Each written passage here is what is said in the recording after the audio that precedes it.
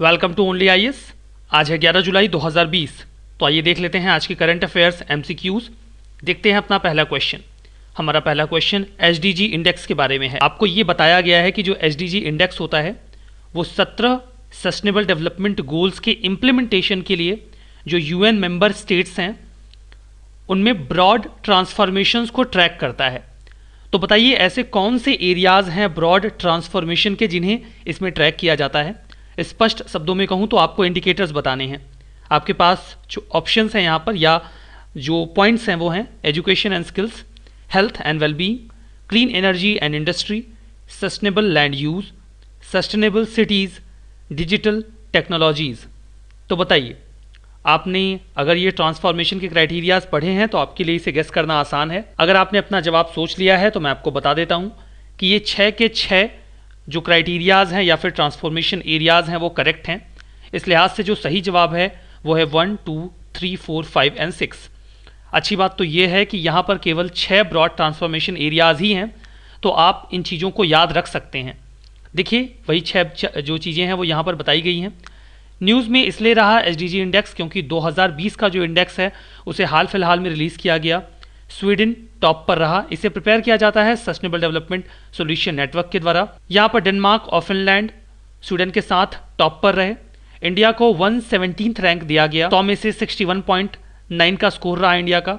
South Asia की बात करें तो मालदीव्स, श्रीलंका, नेपाल और बांग्लादेश इन सभी ने हमसे बेहतर परफॉर्म किया। मालदीव्स 91, श्रीलंका 94, नेपाल 96 और बांग्लादेश 109th रैंक पर रहा। केवल पाकिस्तान ऐसा है जिसकी स्थिति हमसे खराब है, मतलब वो 134th रैंक पर है। मतलब हमने बहुत अच्छा तो परफॉर्म नहीं किया है। जो अगला क्वेश्चन है वो एमएसएमई इमरजेंसी रिस्पांस प्रोग्राम के बारे में है, जिसको लेकर अभी गवर्नमेंट ऑफ इंडिया ने एक एग्रीमेंट साइन किया।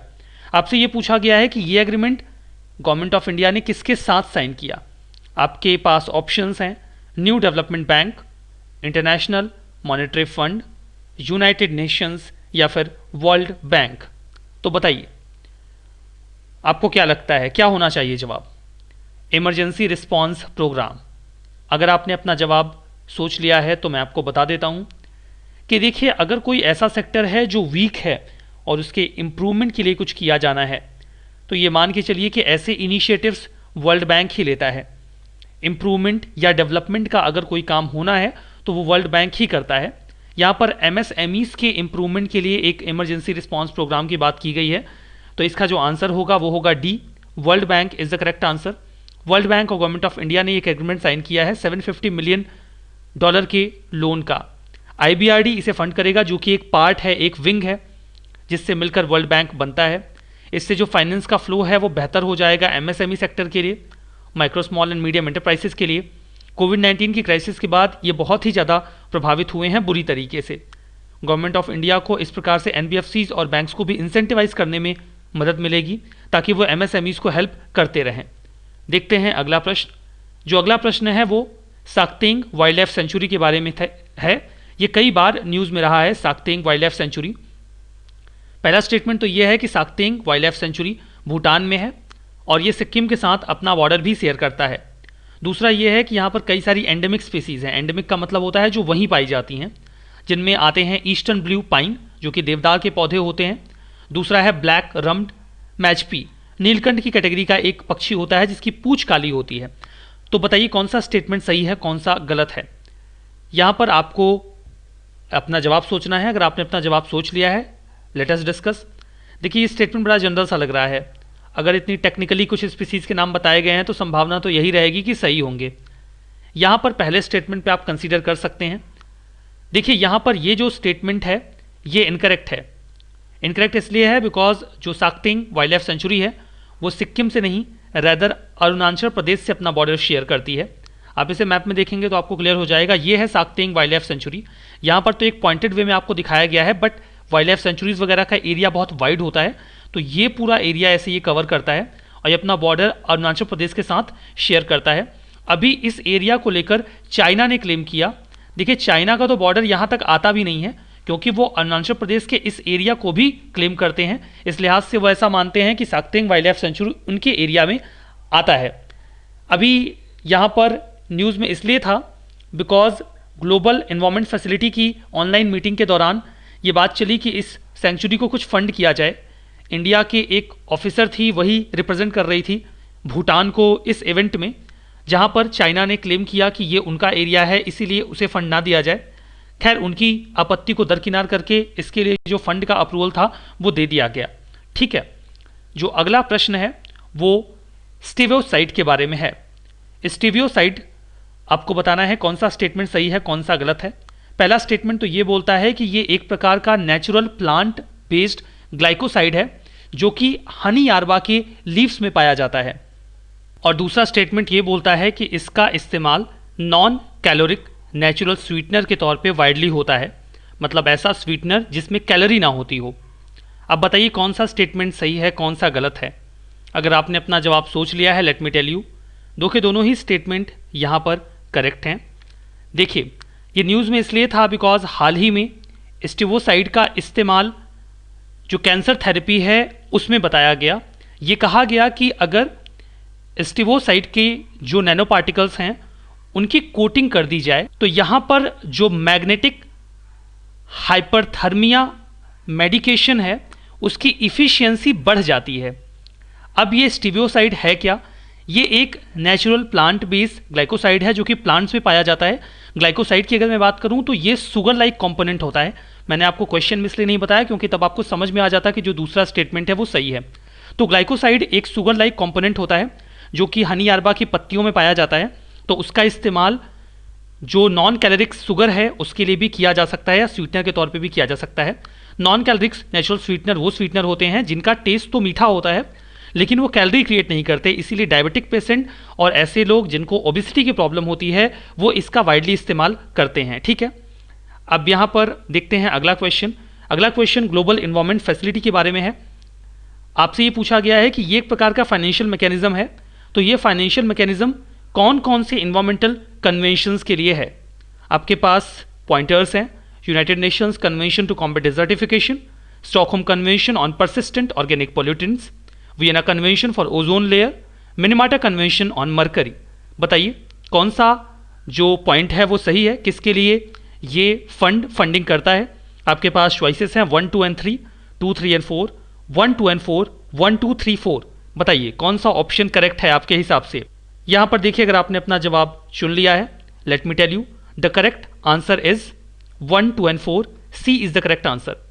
ये 5 इन्वायरमेंटल कन्वेंशंस को फंड करता है, लेकिन उनमें Vienna convention of for Ozone layer is not part of that settlement और अरेंजमेंट। देखिए यहां पर 5 कन्वेंशंस जिनको फंडिंग की जाती है GEF के द्वारा 2000, Minamata Convention on Mercury POP, Stockholm Convention on POP, United Nation Convention on Biological Diversity, United Nations Convention to Combat Desertification and United Nations Framework Convention on Climate Change. ये जो fund है उसे 1992 के रियो अर्थ summit में establish किया गया था। ये हेल्प करने के लिए है उन इकोनॉमीज़ को जो ट्रांजिशन में है, ताकि वो इन्वायरमेंटल जो कन्वेंशंस हैं इंटरनेशनल लेवल के उनको बेहतर तरीके से वर्क कर सकें। वर्ल्ड बैंक GEF का ट्रस्टी है जो इस फंड को मैनेज करता है। ठीक है, जो अगला प्रश्न है वो ये है कि वर्ल्ड ड्रग रिपोर्ट कौन रिलीज करता है। आपके पास ऑप्शंस हैं Food and Agriculture Organization, United Nations Office on Drugs and Crime, Vienna NGO committee on drugs, World Federation against drugs. बताइए कौन सा ऑप्शन सही है। फैक्चुअल क्वेश्चन है, अगर आपने पढ़ा होगा तो ही आप बता पाएंगे। गेस लगाना मुश्किल है बिकॉज आपको चारों bodies more and less drugs से जुड़ी हुई मिलेंगी। वैसे अगर आप चाहें तो फूड एंड एग्रीकल्चर ऑर्गेनाइजेशन को एलिमिनेट कर भी सकते हैं, बट इन तीनों में से आपको एक तो चुनना पड़ेगा। ठीक है, अब यहाँ पर रिपोर्ट है, कोई कमेटी या NGO भी निकाल सकता है। वैसे सही जवाब मैं आपको बता देता हूँ, the correct answer is B, United Nations Office on Drugs and Crime. इनके द्वारा ये रिपोर्ट पब्लिश की जाती है। ये एक प्रकार की एनुअल पब्लिकेशन है जो मार्केट ट्रेंड को कंपाइल करता है, स्टैटिस्टिक्स वगैरह देखता है ड्रग मार्केट का, जो कि ह्यूमन हेल्थ के लिए काफ़ी नुकसानदेह होते हैं। जिसमें ये अभी बताया गया रिसेंट रिपोर्ट में कि पिछले 5 सालों में लगभग 84% जो ग्लोबल ओपियम प्रोडक्शन रहा वो अफगानिस्तान से आया, और वो जो कब्जे में लिया गया, मतलब जिसका इस्तेमाल वाइडली हुआ ओपियम का, उसका 4th हाईएस्ट जो सिज़ोर था वो 2018 में इंडिया में देखने को मिला आफ्टर ईरान, अफगानिस्तान और पाकिस्तान। मतलब एक बहुत बड़ी मात्रा इंडिया में आई। 1.3 टन ऑफ जो मतलब टर्म्स ऑफ हीरोइन सिज़ोर की अगर बात करें तो इंडिया 12th पोजीशन पे था और ईरान हाईएस्ट हीरोइन का customer base you can say कि बना हुआ है। ठीक है, जो अगला क्वेश्चन है वो विंटर डीजल के बारे में है। आपको बताना है कि विंटर डीजल के कौन से फीचर्स इनमें से करेक्ट हैं और कौन से इनकरेक्ट हैं। फीचर्स, सिग्निफिकेंस, कई बार यूपीएससी इन पर भी प्रश्न पूछती है, तो इस नेचर के प्रश्नों की तैयारी भी आपकी होनी चाहिए। तो विंटर डीजल के फीचर्स आपसे पूछे गए हैं यहाँ पर। तो पहला फीचर यहाँ पर यह है कि इसकी जो सीटेन या फिर कीटेन आप जो भी कहना चाहें रेटिंग होती है वो बहुत हाई होती है। दूसरा यह है कि इसमें एक एडिटिव मिलाया जाता है जिससे इसकी जो विस्कोसिटी है वो लोअर हो जाती है, यानी कि कम हो जाती है, और इसमें जो सल्फर कंटेंट है वो काफ़ी हाई होता है। तो बताइए कौन सा फीचर सही है, कौन सा गलत है। अगर आपने अपना जवाब सोच लिया है, लेट अस डिस्कस। अब यहाँ पर हो सकता है कि C10 रेटिंग के बारे में आपको जानकारी ना हो, तो यहाँ पर आपको समझना पड़ेगा ये क्या चीज़ है। एडिटिव मिलाया जा सकता है, मतलब इस स्टेटमेंट को आप गेस कर सकते हैं कि ये सही होगा, क्योंकि अगर कोई भी डीजल ज़्यादा गाढ़ा हो जाएगा तो मशीन को उसे प्रोसेस करने में ज़्यादा प्रॉब्लम होगी। तो अगर कोई भी ऐसा एडिटिव है जो कि विस्कोसिटी को कम कर रहा है तो ये तो अच्छा ही होगा। और ठंडी में चीज़ें जमती हैं, मतलब अगर विंटर वाले इलाके में जा रहा है या हाई एल्टीट्यूड इलाके में जाता है कोई भी जो डीजल है या फिर फ्यूल है, तो उसकी विस्कोसिटी बढ़ती है, तो हमें उसमें कुछ एडिटिव मिलाने की आवश्यकता पड़ सकती है। तो ये तो आप जनरल गेस से भी सही मान सकते हैं। सल्फर कंटेंट हाई होना ये तो गलत बात है, क्योंकि इससे इंजन में जो सल्फर कंपाउंड है वो इकट्ठे हो जाएंगे और उसे खराब कर देंगे, तो ये तो गलत है। You can have a guess. इस हिसाब से मैं आपको बता देता हूं कि ये भी सही है। तो first and second feature are correct but third one is wrong. सही जवाब होगा A, 1 and 2 only. Third statement incorrect है बिकॉज यहाँ पर जो लोअर सल्फर कंटेंट होता है वो कम होता है ताकि इंजन खराब ना हो। इंडिया की आर्म फोर्सेस को बहुत ही जल्दी विंटर डीजल मिल जाएगा हाई एल्टीट्यूड ऑपरेशंस के लिए, लाइक लद्दाख वाला जो रीजन है वहाँ पर। विंटर डीजल एक प्रकार का स्पेशलाइज्ड फ्यूल होता है जिसे इंडियन ऑयल कॉर्पोरेशन अभी इंट्रोड्यूस करने वाला है लो टेम्परेचर रीजन के लिए। हम नॉर्मल डीजल इसलिए नहीं इस्तेमाल कर पाते बिकॉज वहाँ पर जो फ्लो करेक्टरिस्टिक्स है वो चेंज हो सकता है, जिससे व्हीकल्स खराब हो सकती हैं और उनकी जो मोबिलिटी है वो भी डिसरप्ट हो सकती है। विंटर डीजल में एडिटिव मिलाए जाते हैं विस्कोसिटी को कम करने के लिए, और जो हायर C10 रेटिंग होती है वो कंबशन स्पीड का एक इंडिकेटर है। सल्फर कंटेंट कम होता है जिससे कि इंजन में इसके डिपॉजिट कम जाते हैं और परफॉर्मेंस अच्छा रहता है। अगला क्वेश्चन यूलोफिया ऑप्टूसा के बारे में है, जो हाल फिलहाल में न्यूज़ में देखा गया। आपसे पूछा गया है कि ये क्या है, किसकी स्पीसीज है ये, मैंग्रोव की, सेक्रेड लोटस की, ऑर्चिड प्लांट की या फिर साइकस प्लांट की। बताइए कौन सा है सही जवाब। फैक्चुअल प्रश्न है, यूपीएससी फैक्ट बेस्ड क्वेश्चंस भी पूछती है, उनका भी कुछ सर्टेन परसेंटेज तो रहता ही है। अगर आपने अपना जवाब सोच लिया है, let me tell you, it is kind of orchid plant. ये न्यूज़ में इसलिए रहा बिकॉज लगभग 100 साल बाद ऑर्चिड की ये स्पीसीज यूलोफिया ऑप्टूसा को हाल फिलहाल में देखा गया दुधवा टाइगर रिजर्व में। इसके पहले ना तो दुधवा टाइगर रिजर्व में और ना ही उस स्टेट में जहां पर दुधवा टाइगर रिजर्व है इस स्पीसीज को देखा गया। दुधवा टाइगर रिजर्व उत्तर प्रदेश में है, इफ़ यू नो। इसे पॉपुलरली ग्राउंड ऑर्चिड के नाम से भी जाना जाता है। इसे साइट्स में इंडेंजर्ड स्पीसीज डिक्लेयर किया गया है। इसे लास्ट टाइम हमने 1902 में देखा था उत्तराखंड में, उसके बाद बांग्लादेश में 2008 में इसके देखे जाने की बात आई थी। अभी दुधवा टाइगर रिजर्व में दिखा है। इस तरीके का प्लांट होता है जैसा आपको इमेज में दिख रहा है। Dudhwa tiger reserve north eastern boundary बनाता है नेपाल के साथ। 1987 में दुधवा नेशनल पार्क को प्रोजेक्ट टाइगर के एम्बिट में भी लाया गया था। अगला प्रश्न यहाँ पर मैपिंग से है। पहला जो यहाँ पर आपसे पूछा गया है कि कौन सी ऐसी विंड है जो स्नो ईटर मानी जाती है, क्योंकि ये आइस को मेल्ट करने की एबिलिटी रखती है। आपके पास ऑप्शंस हैं बोरा, सियर्जो, फोएन और कुसावा। बताइए अगर आपने लोकल विंड्स का पार्ट तैयार किया है तो। आपको याद हो कि हमने ऐसे ही एक स्नो ईटर विंड की जो बात है वो नॉर्थ अमेरिका में भी की थी और वो था चिनूक। अब यहाँ पर भी एक स्नो ईटर है, तो इसका नाम बताइए आप। मैं आपको बता देता हूँ, सही जवाब है फोएन। सी इज द करेक्ट आंसर। जो फोएन की लोकेशन है वो मैं आपको एंड में दिखाऊंगा, क्योंकि अभी मैं मैप में दिखाऊंगा तो फिर आपका जो नेक्स्ट क्वेश्चन है उसका भी आंसर आपको मिल जाएगा। ये एक ड्राई वार्म और डाउन स्लोप विंड है, पहाड़ से नीचे की ओर उतरती है, सूखी होती है और गर्म होती है। तो जब भी ये बर्फीले इलाके में जाती है तो वहाँ के बर्फ़ को पिघला देती है, तो इसीलिए इसे स्नो ईटर कहा जाता है।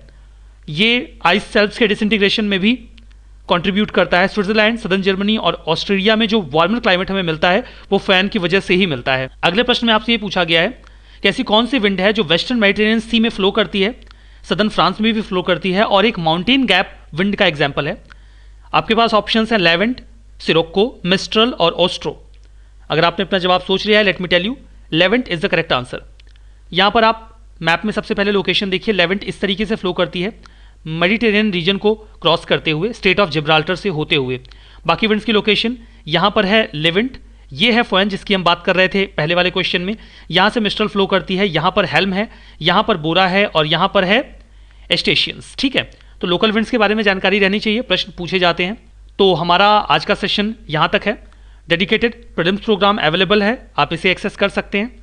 कॉम्प्रिहेंसिव 2 ऑप्शंस भी अवेलेबल हैं, PSIR और सोशियोलॉजी। करंट अफेयर्स की टेस्ट सीरीज भी लॉन्च होने वाली है, आप इसके लिए ओनली IAS का जो एप्लीकेशन है उसे डाउनलोड कर सकते हैं। कल के मैपिंग के पार्ट में आपको यूरोप के सारे प्लेटूज तैयार रखने हैं, उनसे आपसे प्रश्न पूछे जाएंगे और अपना स्कोर कमेंट बॉक्स में बताना मत भूलिएगा। आज के इस सेशन में बस इतना ही। Thank you very much.